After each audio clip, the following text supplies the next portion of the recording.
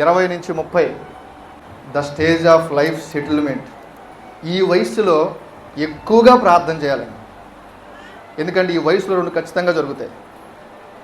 ఒకటి 2 విషయాలు సెటిల్మెంట్ జరుగుతాయి. ఒకటి జాబు, 2 వివాహం. ఈ రెండిట్లో ఏది సరిగ్గా లేకపోయినా మన జీవితం నరకమే కదా. ఎక్కువగా యవనస్తులు ఎప్పుడైనా చూడండి, ఈ వయసు నుంచి ఈ వయసు వారు ఈ 20 నుంచి 30 మధ్యలో ఏం ప్రార్థన అవసరం కోరుతారు?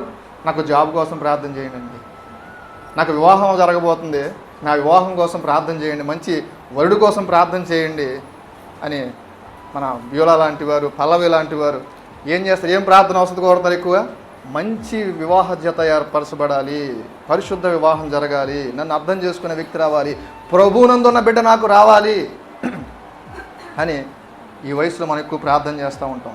అందుకే ఈ వయసులో మనకి ఎక్కువ ప్రార్థనా జీవితం కలిగి ఉంటే మన జీవితం కూడా బాగుంటుంది. దేవుని వాక్యం చెప్తుంది అదే, సుబుద్ధి కలిగిన భార్య యెహోవా యొక్క దానము. గృహమును విత్తమును, చూడండి సామెతల గ్రంథం ఒకసారి, గృహమును విత్తమును పితరులు ఇచ్చిన స్వాస్థ్యము, సుబుద్ధి కలిగిన భార్య యెహోవా యొక్క దానమని సామెతల గ్రంథం 19వ అధ్యాయం 14వ వచనంలో వ్రాయబడి ఉంటుంది. ఈ స్టేజ్ పూర్తిగా నీ ముందు స్టేజ్ మీద ఆధారపడి ఉంటుంది. 10 నుంచి 20 చెప్పాను కదా బాగా నేర్చుకోవాలని. అక్కడ నువ్వు బాగా చదువుకున్నావు, బాగా చదువుకొని మంచి జ్ఞానాన్ని సంపాదిస్తే ఇక్కడ నీకు మంచి ఉద్యోగం వస్తుంది. అక్కడ నువ్వు విచ్చలవిడిగా జీవితాన్ని తిందాం సుఖిద్దాం అని ఇష్టసానిగా బ్రతికావనుకోండి, ఈ స్టేజ్లో ఖచ్చితంగా నువ్వు నరకాన్ని అనుభవిస్తావు. సరైన ఉద్యోగం లేక, సరైన ఆదాయం లేక ఇబ్బంది పడాల్సిన వయసు ఈ స్టేజ్గా ఉంటుంది.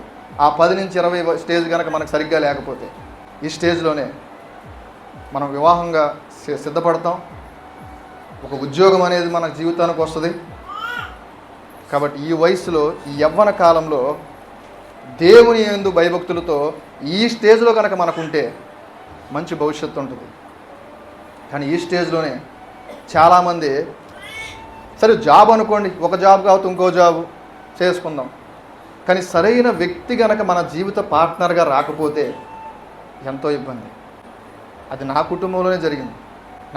మా చెల్లికి ఇంకో చెల్లికి ఎవరికి ఎలాంటి ఇబ్బంది కాకూడదని త్వరగా పెళ్లి చేసేయాలని ఏదో ఒక సంబంధం చూసేయాలని పెళ్లి చేసి ఒక వ్యాపారం ఆర్భాటాలు అన్నీ చూపించారు.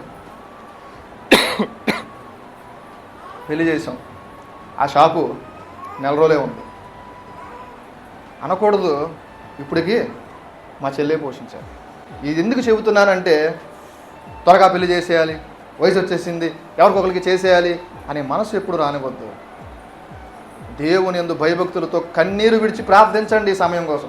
నేను రక్షణ పొందాక, నేను ఈ స్టేజ్లో రక్షణ పొందాను. నా 21వ సంవత్సరంలో నా రక్షణ అయిపోయింది. నేను ఫస్ట్ తర్వాత ప్రార్థన చేసింది ఏం తెలుసా? నా వివాహం కోసం. అది బాగుంటే నీ భవిష్యత్తు బాగుంటుందని ఎప్పుడో ఈ ప్రసంగం విన్నా. కాబట్టి నా ఆత్మీయ స్థితి బాగుండాలంటే మంచి వివాహ జత నాకు కావాలి అని ఈ స్టేజ్లో నేను ప్రార్థించడం మొదలుపెట్టాను. ఎక్కువ సమయం దేవుడితో గడిపాను.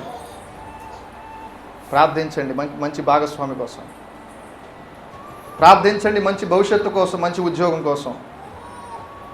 దేవుడు ఖచ్చితంగా ఇస్తాడు.